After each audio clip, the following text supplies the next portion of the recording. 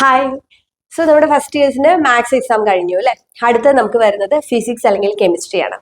അപ്പോൾ ഫിസിക്സിൽ നമുക്ക് mark score ചെയ്യാനുള്ള കുറച്ച് ടിപ്സ് ആണ് ഞാൻ പറഞ്ഞു തരുന്നത്.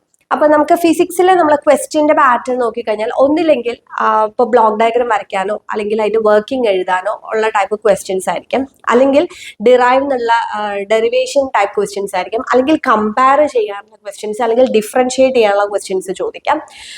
അതല്ലെങ്കിൽ നമുക്ക് ക്യാരക്ടറിസ്റ്റിക്സ്, IV ക്യാരക്ടറിസ്റ്റിക്സ് ഒക്കെ വരയ്ക്കാനോ അതിൽ ലേബൽ ചെയ്യാനുള്ള ക്വസ്റ്റ്യൻ വരാം.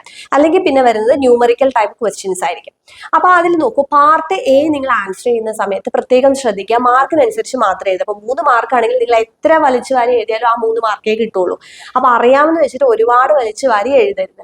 പിന്നെ കമ്പയർ എന്ന് പറഞ്ഞ് ചോദിക്കുന്ന ക്വസ്റ്റ്യൻസ്, അല്ലെങ്കിൽ ഡിഫറൻഷിയേറ്റ് എന്ന് പറഞ്ഞ് ചോദിക്കുന്ന ക്വസ്റ്റ്യൻസ് മാക്സിമം നിങ്ങൾ ഒരു ടേബിൾ വരച്ചിട്ട് ഒരു സൈഡിൽ, ഫോർ എക്സാമ്പിൾ ഇപ്പോൾ സ്പോണ്ടേനിയസ് എമിഷൻ, സ്റ്റിമുലേറ്റഡ് എമിഷൻ നമ്മൾ കമ്പയർ ചെയ്യാനാണെങ്കിൽ ടേബിൾ വരച്ച് എഴുതി കഴിഞ്ഞാൽ നിങ്ങൾക്ക് കറക്റ്റ് ആയിട്ട് പോയിന്റ്സ് എഴുതാനും പറ്റും, ഈസി ആയിട്ട് മാർക്ക് സ്കോർ ചെയ്യാനായിട്ട് സാധിക്കും. ഓക്കെ.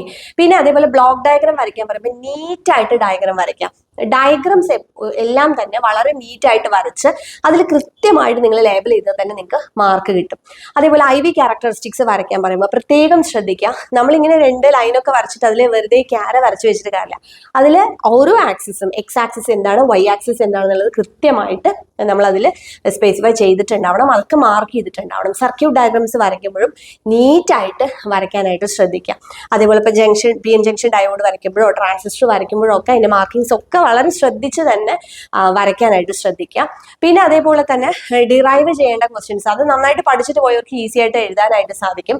വർക്കിംഗ് എഴുതാൻ പറയുമ്പോഴും essay പോലെ നമ്മൾ വലിച്ചു വാരി എഴുതരുത്. ഇത് നമ്മൾ ഒരു ടെക്നിക്കൽ സബ്ജക്ട്, ഒരു പേപ്പർ ആണല്ലേ എഴുതുന്നത്, അവിടെ പോയിന്റ്സിനാണ് ഇമ്പോർട്ടന്റ്. അപ്പൊ നമുക്ക് എഴുതാനുള്ള പോയിന്റ്സ്, അല്ലെങ്കിൽ അതിൽ നമുക്ക് എന്തെങ്കിലും നമ്മൾ ഇമ്പോർട്ടന്റ് ആയിട്ട് പറഞ്ഞിട്ടുള്ള കാര്യങ്ങളൊക്കെ കൃത്യമായിട്ട് നോട്ട് ചെയ്ത്, അല്ലെങ്കിൽ പോയിന്റ് ബൈ പോയിന്റ് ആയിട്ട് എഴുതി കഴിഞ്ഞാൽ ഈസി ആയിട്ട് മാർക്ക് സ്കോർ ചെയ്യാം. പിന്നെ ന്യൂമറിക്കൽ ആൻസർ ടൈപ്പ് ക്വസ്റ്റ്യൻസ് ആണ്. അത് നിങ്ങൾക്ക് നല്ല കോൺഫിഡന്റ് ആണെങ്കിൽ ആൻസർ ചെയ്യുക, അല്ലെങ്കിൽ നമുക്ക് ഓർ ക്വസ്റ്റ്യനിൽ അറിയാവുന്ന ചോദ്യം ഉണ്ടെങ്കിൽ അത് എഴുതാം. ഒരു അഡ്വാൻറ്റേജ് എന്താ വെച്ചാൽ ന്യൂമറിക്കൽ ക്വസ്റ്റ്യൻ നിങ്ങൾ കറക്റ്റ് ആയിട്ട് എഴുതുകയാണെങ്കിൽ നിങ്ങൾക്ക് ഫുൾ മാർക്ക് കിട്ടും.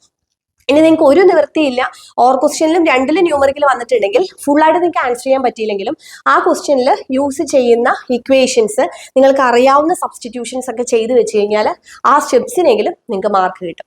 അപ്പൊ ഇങ്ങനെയുള്ള കാര്യങ്ങളൊക്കെ ശ്രദ്ധിച്ചു കഴിഞ്ഞാൽ നിങ്ങൾക്ക് നല്ല രീതിയിൽ ആൻസർ ചെയ്യാനായിട്ട് സാധിക്കും. So all the best for exam.